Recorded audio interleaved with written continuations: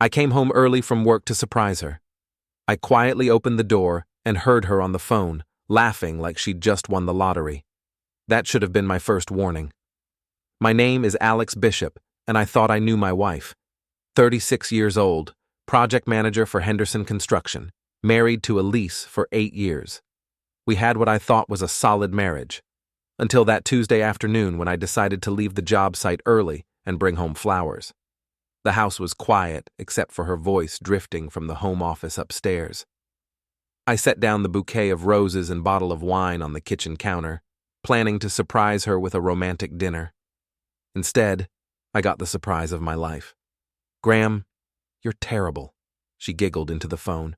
"But yes, I'm absolutely certain it's yours. The timing is perfect." Graham Dalton, her boss at Morrison Marketing, the same Graham she'd been working late nights with for the past 3 months. "Alex has no idea," she continued, her voice dripping with satisfaction. "He actually thinks we're trying to have a baby. Poor thing has been taking those ridiculous vitamins you see in those commercials." I pressed myself against the wall, my heart hammering so hard I was sure she could hear it upstairs. "The pregnancy test came back positive yesterday. I'm scheduling the appointment with my lawyer next week. By Christmas, I'll be Mrs. Graham Dalton, and Alex will be paying child support for your kid." Her laughter echoed through the house like breaking glass. 8 years of marriage, and this was how I found out she was pregnant, with another man's child. "Oh, and Graham? That promotion you promised? I've been thinking about Casey Porter in HR. She's been asking too many questions about our relationship. Maybe it's time she found a new job?" I'd heard enough. My hands were shaking as I backed toward the front door. The flowers could stay. She'd need them more than I would after what was coming. But first, I needed evidence. Elise always kept her backup phone in her gym bag by the garage door. She thought I didn't know about it, but I'd seen the bills. 2 phone lines, 1 for emergencies. Apparently, screwing your boss qualified as an emergency. The bag was right where she always left it. Inside, nestled between her yoga mat and protein bars, was a silver iPhone I'd never seen her use. No passcode.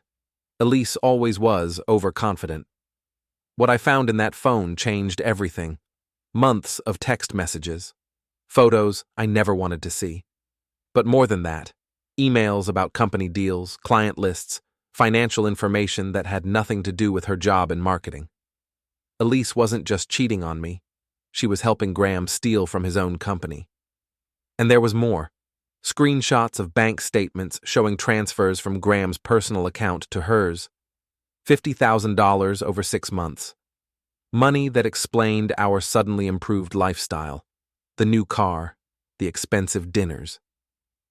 I scrolled through her messages with her friends Casey Porter and Vanessa Shaw. They knew everything. They'd been helping her plan this for months, laughing about poor, clueless Alex, who worked construction while his wife played corporate climber. Casey Porter. "Just make sure you get pregnant before you file. Child support from 2 men is better than 1. Vanessa Shaw. "Graham's loaded. Alex will be lucky to afford a studio apartment when you're done with him." Elise Bishop. "Alex is so boring. He actually thinks I love him. It'll be almost sad to watch him fall apart." Almost sad. 8 years of marriage, and destroying my life would be almost sad. I photographed everything, uploaded it to a secure cloud account, and slipped the phone back into her bag. Then I walked out of my own house and drove to Mulligan's Bar, where my best friend Mike Russo was waiting for our weekly beer. Mike took one look at my face and ordered 2 whiskeys instead. "What happened?" he asked. I told him everything. Mike listened without interrupting, his expression growing darker with each detail. When I finished, he was quiet for a long moment. "You know what you have to do," he said finally. "Divorce lawyer?" "Eventually. But first, we make sure she doesn't destroy you in court." Mike had been a cop for 12 years before becoming a private investigator. He understood how these things worked. "She's planning to take everything and leave you holding the bag for another man's kid. We need to flip the script." "What do you mean?" Mike smiled, but it wasn't a pleasant expression. I mean, it's time to show your wife that underestimating a construction worker was the biggest mistake of her life. The next morning, I went to work like nothing had happened. Elise was already gone when I woke up. Another early meeting with Graham, no doubt. She left a note saying she'd be home late and not to wait up for dinner. Perfect. That gave me time to prepare. I called Mike during my lunch break. I need your help with something that might not be entirely legal. I'm listening. Surveillance. I need to know everything about Graham Dalton and document every move Elise makes. That's not illegal if we do it right. Your wife's car, your house, public places, all fair game. Give me 2 days. While Mike worked his magic, I started my own investigation. Elise thought I was just a dumb construction worker, but managing million-dollar building projects requires attention to detail and organizational skills she couldn't imagine. I started with our finances, joint bank accounts, credit cards, mortgage payments, everything we'd built together over 8 years. What I found made my blood boil. She'd been systematically moving money out of our joint accounts into private ones I didn't know existed. Small amounts at first, then larger transfers disguised as business expenses and client entertainment. Over the past year, she'd moved nearly $30,000 of our money into accounts I couldn't access. But Elise had made one crucial mistake. She'd used our home computer for some of the transfers, and I had administrative access to everything. Bank records, email accounts, even her secret social media profiles where she posted photos with Graham at expensive restaurants while I worked 60-hour weeks. I copied everything to encrypted drives and stored them in my toolbox at the construction site. If Elise wanted to play dirty, I'd show her what dirty really looked like.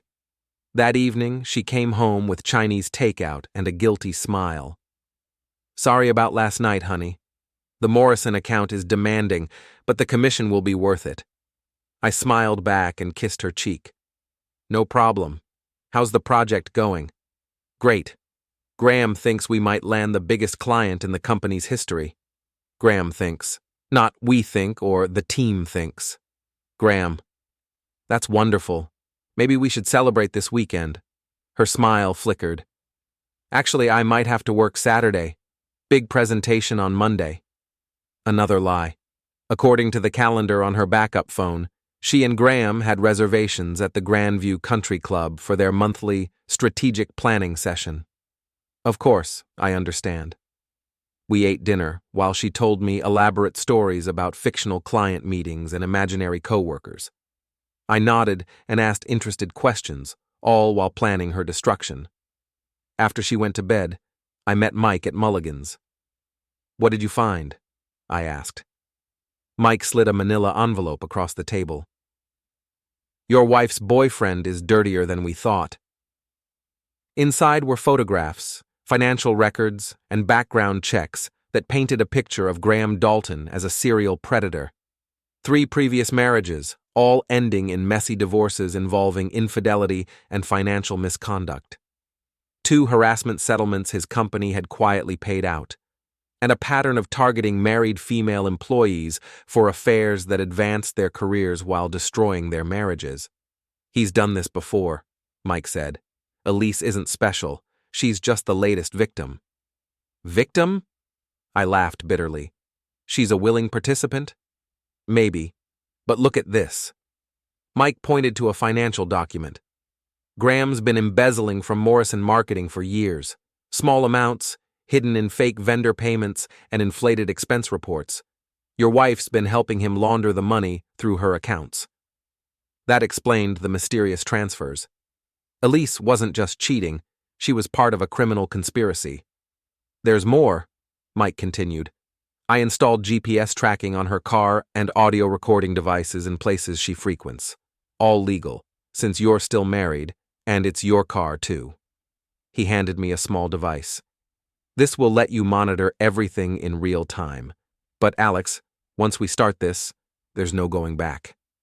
Are you sure you want to go nuclear? I thought about Elise's laughter, her plans to destroy my life, her casual cruelty toward a man who'd loved her for 8 years. I've never been more sure of anything in my life. Saturday morning, Elise left for her work presentation, wearing a dress that cost more than most people's monthly rent. She kissed my cheek and promised to be home by evening. Don't wait up if I'm late. These client dinners can run long. I waited 30 minutes, then followed the GPS tracker to the Grandview Country Club. Mike met me in the parking lot, carrying a clipboard and wearing a security company uniform. You sure about this? He asked. She wants to play in the big leagues. Let's see how she handles the pressure. Mike had used his connections to get us temporary access as security consultants reviewing the club's systems. It was thin cover, but enough to get us inside during their monthly charity luncheon, the same event where Elise and Graham were having their business meeting. I spotted them immediately. Graham Dalton was exactly what I'd expected. Silver-haired, expensive suit, the kind of artificial charm that impressed people who didn't look too closely. Elise sat beside him at a table with other Morrison marketing executives, laughing at his jokes and touching his arm in ways that made my stomach turn. There's Casey Porter, Mike pointed to a brunette woman at their table, and the blonde is Vanessa Shaw, Elise's best friends, the ones who'd helped her plan my destruction. They looked like they were having the time of their lives, probably discussing how they'd spend my money after the divorce. I watched them for 20 minutes, taking photos and video with a hidden camera Mike had provided. Then I made my move. The men's restroom was empty except for Graham, who was washing his hands at the marble sink. He looked up when I entered, his expression shifting from mild curiosity to concern when he saw my face. "Can I help you?" he asked. "Graham Dalton, right? I wanted to congratulate you." His hand moved toward the door. "I'm sorry. Do we know each other?" "Not yet, but we have so much in common." I stepped closer, blocking his exit. "We're both sleeping with my wife." The color drained from his face. "I think there's been a misunderstanding." "No misunderstanding. Elise Bishop, marketing executive, pregnant with your baby. Ring any bells?"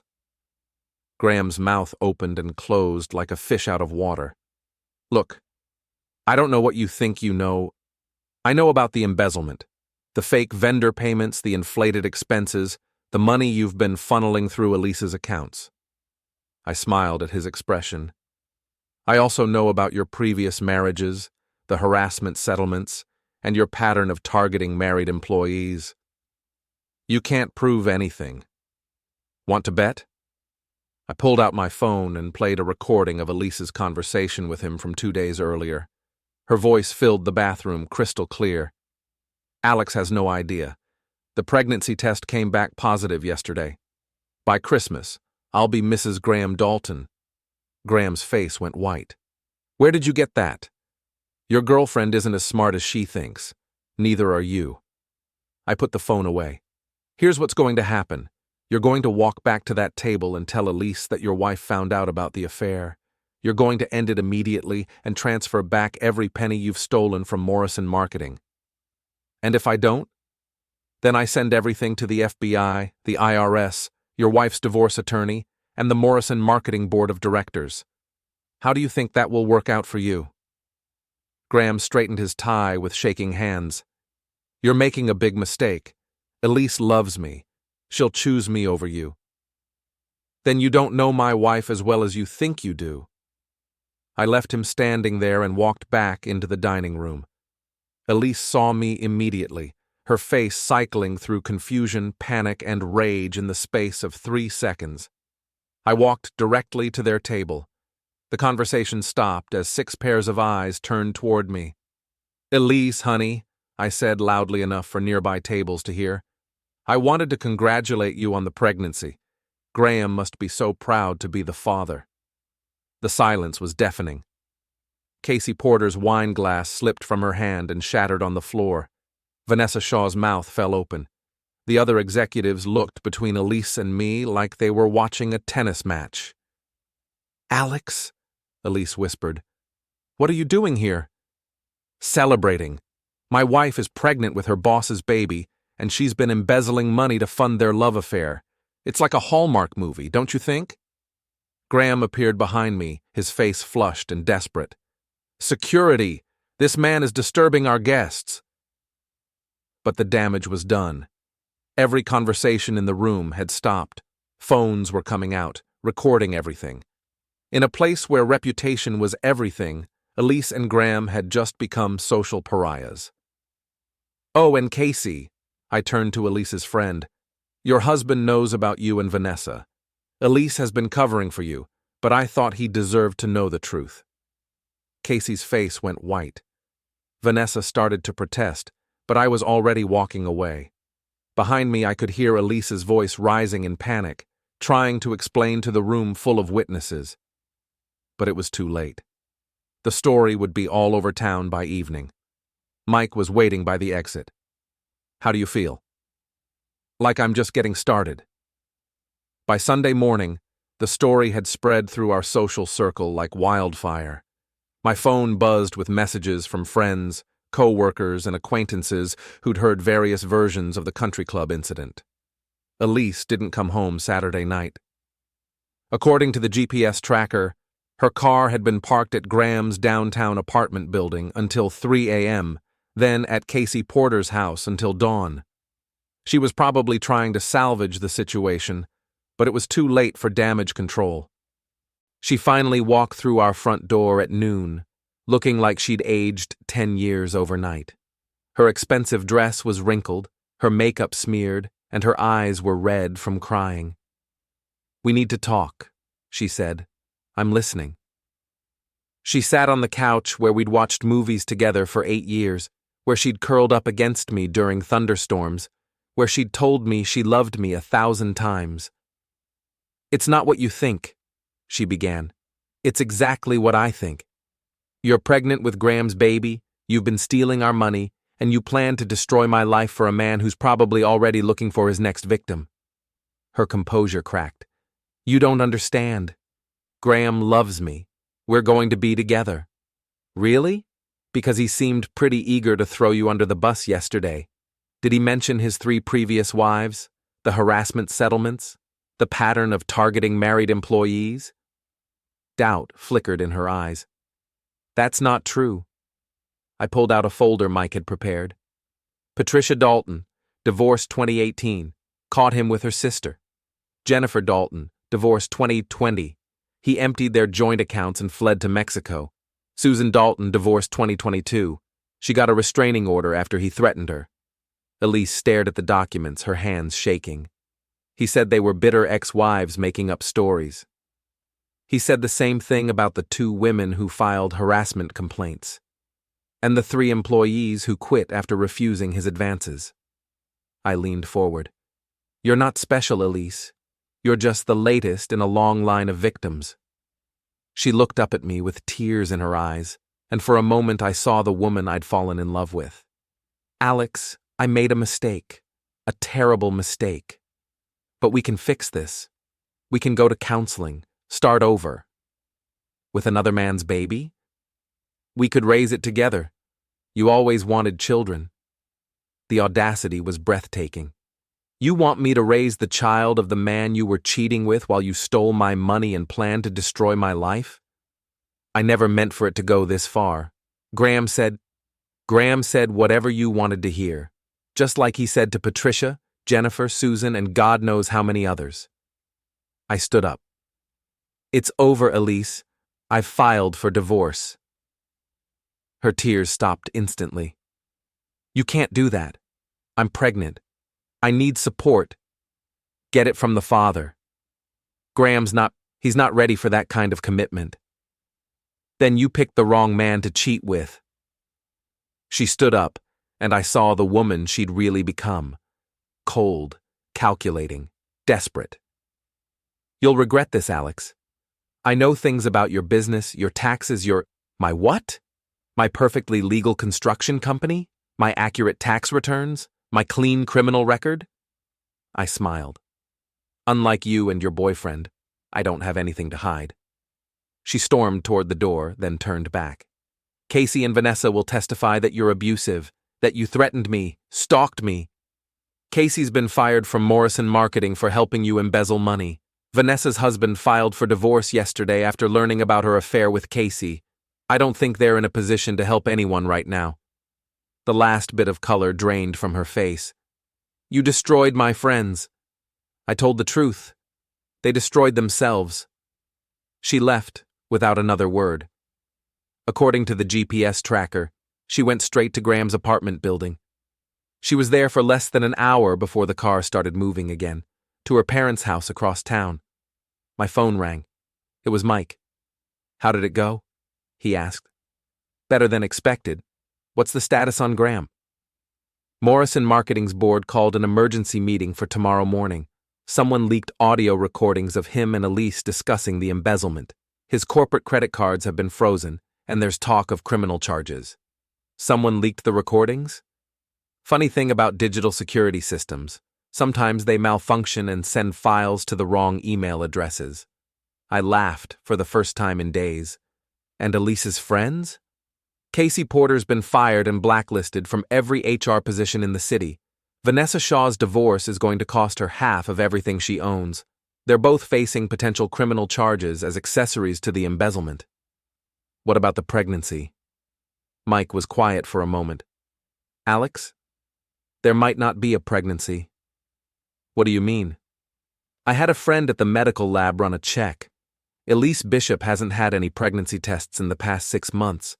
No doctor visits, no prenatal appointments, nothing. The room spun around me. She's not pregnant? If she is, she's hiding it from everyone, including her doctor. More likely, it was part of the scam. Get you to believe she was carrying Graham's baby, file for divorce while you're emotionally devastated, claim you're an unfit father to a child that doesn't exist. I sat down hard on the couch. Even after everything, she'd managed to surprise me with a new level of deception. There's one more thing, Mike said. Graham's wife hired a private investigator 6 months ago. She's been building a case for divorce and knows about all his affairs, including Elise. She's planning to take him for everything he's worth. Good for her. Alex, it's over. You won. Elise has lost her job, her friends, her lover, and her family's support. Graham's facing criminal charges and financial ruin. You're free. But I wasn't done yet. There was one more piece of business to handle. Monday evening, I was having dinner at Mulligan's when Casey Porter and Vanessa Shaw walked in. They looked around the crowded bar until they spotted me in my usual booth, then approached with the kind of false confidence that comes from desperation. Alex? Casey said, sliding into the seat across from me. We need to talk. Vanessa sat beside her, arms crossed. You've caused enough trouble. I took a sip of my beer and waited. This has gone far enough, Casey continued. Elise made some mistakes, but she doesn't deserve what you're doing to her. What I'm doing to her. The public humiliation, destroying her career, turning her family against her. Vanessa leaned forward. She's pregnant and alone. Have you no decency? She's not pregnant. They exchanged glances. Of course she is, Casey said. We've been helping her plan for the baby. She's been lying to you too. There is no baby. There never was. I could see the doubt creeping into their faces, but they pressed on. Even if that's true, Vanessa said, you had no right to destroy our lives. I've lost my marriage because of you. You lost your marriage because you were sleeping with Casey while her husband worked 2 jobs to support their family. Casey's face flushed red. That's none of your business. It became my business when you helped my wife steal my money and plan my destruction. I set down my beer and looked at both of them. You want to know what happened? You got caught. All of you. We could have you arrested, Vanessa threatened. Stalking, harassment, invasion of privacy. With what evidence? Everything I did was legal. Everything I recorded was in public places or on devices I owned. Everything I revealed was true. I smiled. But please call the police. I'd love to have them investigate the embezzlement, the fraud, and the conspiracy to commit perjury you were planning. They sat in stunned silence. Here's what's going to happen, I continued. You're going to leave me alone. You're going to stay away from my house, my job, and my friends. You're going to disappear from my life completely. And if we don't, Casey asked, then I'll make sure every employer in the city knows exactly what kind of people you are. Your reputations are already destroyed. Don't make me bury what's left. They left without another word. Jake Morrison, my young apprentice from the construction site, had been watching from the bar. He approached as Casey and Vanessa walked out. "Boss, those ladies seemed upset." "They'll get over it. Good thing, too. Would hate to see what happened to that fancy car in the parking lot." I looked outside and saw Graham's Tesla, parked under a streetlight. The windshield was covered in what looked like concrete dust, and someone had written "cheater" in the dirt on the side. "Jake, you didn't what, boss? I was just mixing concrete for tomorrow's pour. Sometimes the wind blows dust around. Can't help where it lands." I bought him a beer. 20 minutes later, Graham himself stormed into Mulligan's. He looked terrible, unshaven, wearing a wrinkled shirt, his silver hair disheveled. The bar went quiet as he spotted me and marched over. "You bastard," he snarled. "You've destroyed everything." "I didn't destroy anything. I just told the truth. Morrison Marketing fired me. My wife's divorce attorney is demanding access to all my accounts. The FBI is investigating the embezzlement charges." He leaned over the table. "And now someone's vandalized my car. That's terrible. Have you considered that maybe you shouldn't have stolen money and slept with married employees?" Graham's face turned purple. "You think you're so smart, don't you? Blue-collar hero taking down the corrupt executive? I think I'm a man who caught his wife cheating and decided not to be a victim. Elise loved me. We were going to build a life together. Elise loved your money and your position, just like she loved mine until something better came along." I stood up. "The difference is, I actually worked for what I had." Graham grabbed my arm. "This isn't over." The bar had gone completely silent. Every eye was on us, including several people with their phones out recording.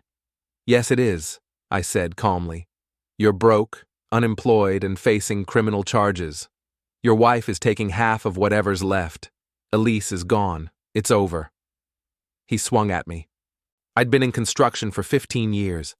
I'd worked with men who settled disputes with their fists, and I'd learned to handle myself. Graham's punch was slow and clumsy. I caught his wrist, twisted his arm behind his back, and pushed him face first against the wall. "Don't," I said quietly.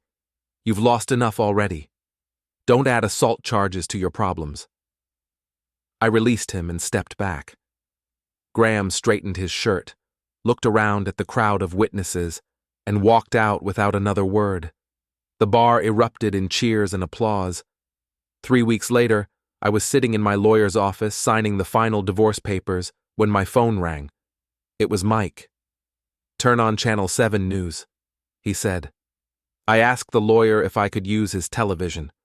The lead story was about Morrison Marketing's embezzlement scandal. Graham Dalton had been arrested on charges of fraud, embezzlement, and money laundering. The FBI had traced nearly $200,000 in stolen funds through fake vendor accounts and inflated expense reports. Federal prosecutors say Dalton used several accomplices, including marketing executive Elise Bishop and HR manager Casey Porter, to launder the stolen money through their personal accounts, the reporter announced. The screen showed footage of Elise being led away in handcuffs from her parents' house. She looked directly into the camera, her face a mask of rage and desperation. "This is all a mistake," she shouted. "My ex-husband set me up. He's the real criminal." But the evidence was overwhelming.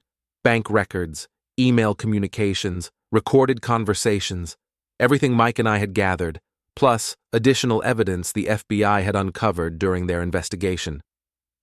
"The scheme allegedly began 18 months ago," the reporter continued, "when Dalton began targeting married female employees for affairs while using their accounts to hide stolen company funds." My lawyer turned off the television. "Congratulations, Mr. Bishop. Your divorce is final, and it looks like your ex-wife will be too busy with federal prosecutors to cause you any more trouble." I walked outside into the bright afternoon sunlight. My phone was buzzing with messages from friends and co-workers who'd seen the news. The story had spread beyond our small circle. Elise's arrest was being covered by newspapers and television stations across the state. That evening, I met Mike at Mulligan's for what had become our regular celebration. The bar was crowded, and several people bought me drinks when they recognized me from the news coverage. "So, what's next?" Mike asked. "I'm thinking about expanding the construction business, maybe hiring a few more people." I raised my beer. "Turns out I'm pretty good at building things. And tearing them down when necessary. Only when they deserve it." My phone buzzed with a text message from an unknown number. I almost deleted it, but curiosity got the better of me. It was from Elise. "I hope you're happy. You've destroyed my entire life over a mistake.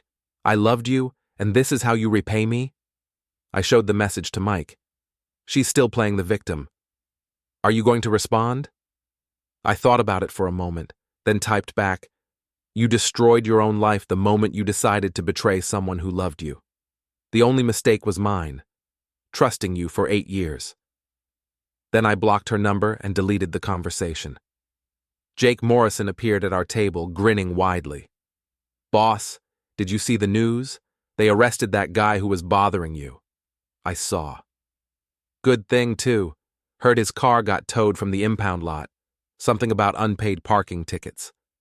Jake's innocent expression didn't fool anyone. Amazing how those tickets can pile up when someone keeps reporting violations. I bought him another beer.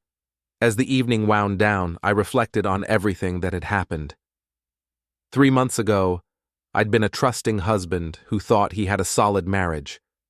Tonight, I was a free man who'd learned exactly what he was capable of when pushed too far. Elise had underestimated me because I worked with my hands instead of sitting in boardrooms. She'd thought construction workers were simple, predictable, easy to manipulate and discard. She'd been wrong about everything. The bartender called last call, and the crowd began to thin out. Mike and I settled our tab and walked outside into the cool night air. "Any regrets?" he asked. I thought about Elise in her federal holding cell, Graham facing 20 years in prison, Casey and Vanessa dealing with their own legal problems. I thought about the life I'd lost and the freedom I'd gained. None whatsoever. What about the baby that never existed? What about it? Do you think she would have kept up the lie if you hadn't exposed everything? I considered the question. Probably. She would have faked a miscarriage after the divorce was final, blamed the stress I'd caused her, and used it to get more money in the settlement. Cold. She was always cold. I just didn't want to see it. We reached our cars, parked side by side under the streetlight. "You know what the best part is?" Mike said. "What's that?" "You didn't just win. You made sure justice was served. Graham and Elise hurt a lot of people over the years. Now they're paying for all of it." He was right. This wasn't just about my marriage or my money. It was about holding people accountable for their actions, no matter how rich or powerful or manipulative they thought they were. I drove home to the house that was finally, completely mine. No more lies, no more deception, no more walking on eggshells around someone who was planning my destruction. As I pulled into the driveway, I saw Mrs. Krantz peeking through her curtains. She'd been the neighborhood gossip for 30 years, but she'd also been the one to tip me off about Graham's late-night visits when I was working overtime. I waved at her window, and she waved back with a smile that said she'd seen the news and approved of the outcome. Inside, the house was quiet and peaceful. I opened a beer, sat in my favorite chair, and turned on the television. The late news was running a follow-up story about the Morrison marketing scandal, complete with interviews from former employees who described Graham's pattern of harassment and abuse. "Justice has finally been served," one woman said. "Graham Dalton destroyed marriages and careers for years. It's about time someone stood up to him." I raised my beer to the television screen. The reporter concluded with an update. Elise Bishop and Casey Porter are expected to cooperate with federal prosecutors in exchange for reduced sentences. Graham Dalton's trial is scheduled for next spring, where he faces up to 25 years in federal prison. 25 years. Graham would be 70 when he got out, if he lived that long. Elise would be in her 50s, her prime years wasted behind bars for a man who'd already moved on to his next victim. I finished my beer and went upstairs to bed. Tomorrow, I had a construction project to finish. An office building downtown that would stand for decades, built with honest work and quality materials. Unlike some things in life, when you build something right, it lasts. I slept better that night than I had in months. No more wondering where my wife really was, no more pretending not to notice the lies, no more being the fool in someone else's game. For the first time in years, I was exactly where I belonged. In my own home, living my own life, answerable to no one but myself. And if Elise thought she'd destroyed me by cheating and lying and stealing, she'd learned the hardest lesson of her life. Never underestimate a man who knows how to build things, or tear them down when they're built on lies.